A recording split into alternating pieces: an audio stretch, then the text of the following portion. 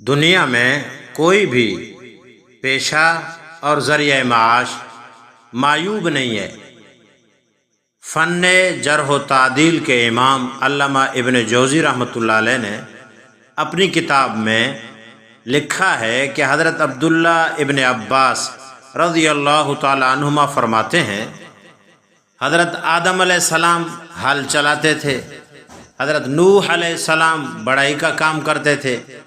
حضرت ادریس علیہ السلام کپڑے سیتے تھے، حضرت صالح علیہ السلام تجارت کرتے تھے، حضرت ابراہیم علیہ السلام کھیتی باڑی کرتے تھے، حضرت شعیب و موسیٰ علیہ السلام بکریوں کی نگہبانی کرتے تھے، حضرت داؤد علیہ السلام لوہے کی زرہ بناتے تھے،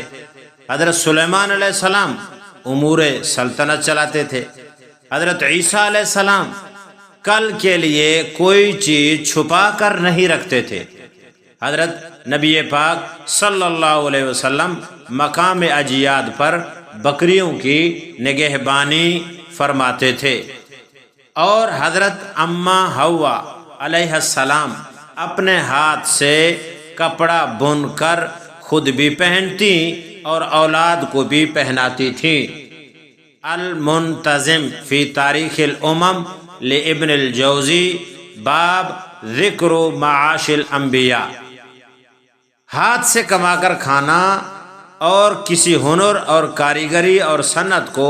ذریعہ معاش کے طور پر اختیار کرنا کوئی معیوب عیب کی بات نہیں ہے، بلکہ سوال سے بچنے اور رزق حلال کمانے کی نیت سے پیشہ اختیار کرنا بڑی فضیلت اور ثواب کا کام ہے۔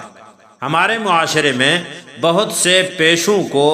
معیوب اور کمتر سمجھا جاتا ہے، جو کہ درست نہیں ہے۔ ہر وہ جائز پیشہ جس میں احکامات شرعیہ کی رعایت رکھی جائے قابل تحسین ہے اور قابل برکت ہے، اس میں اللہ تعالیٰ برکت پیدا فرما دیں گے۔ لہٰذا کوئی بھی کاروبار اپنا ذریعہ معاش اختیار کرنا جس میں احکامات شرعیہ کا یعنی دین کا لحاظ کیا جائے، اللہ تعالیٰ کے احکامات کا خیال کیا جائے، تو اس کو ذریعہ بنا کر کمانا کوئی معیوب یا کمتر عیب کی چیز نہیں ہے۔ اللہ تعالیٰ ہم سب کو رزق حلال کمانے کی توفیق عنایت فرمائے۔